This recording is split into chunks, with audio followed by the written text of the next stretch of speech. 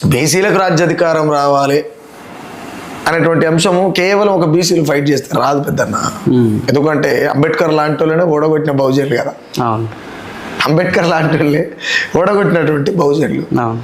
అధికారంలో ఉన్నటువంటి వాళ్ళు ఎవరు అధికారంలో ఉన్నా, ఏ పార్టీ అధికారంలో ఉన్నా దేశంలో మాత్రం దేశం అంతా బ్రాహ్మణుల చేతుల్లోనే ఉన్నది కదా. ఏ పార్టీ అధికారంలో ఉన్నా దేశం మాత్రం బ్రాహ్మణుల చేతుల్లోనే ఉన్నది. అది పరిపాలన కావచ్చు, ఇంకేమైనా కావచ్చు. అలాంటప్పుడు బీసీలు ఒక్కలే రాజ్యాధికారం రావాలంటే రాదు.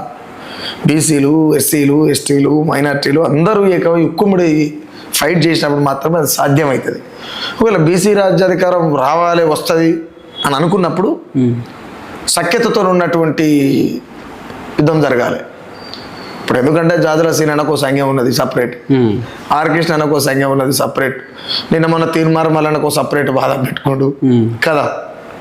వాళ్ళ దాంట్లోనే పొయ్యిరాల లెక్క 3 పంచాయతీలు ఉన్నాయి. ఏడదైతే అన్నాను భలే చెప్తావు. అవన్నీ ఏదో తెలంగాణలో ప్రభుత్వం చేస్తున్నటువంటి పనితీరుని కాలయాపన చేయడంలో భాగంగా నడిపిస్తారు.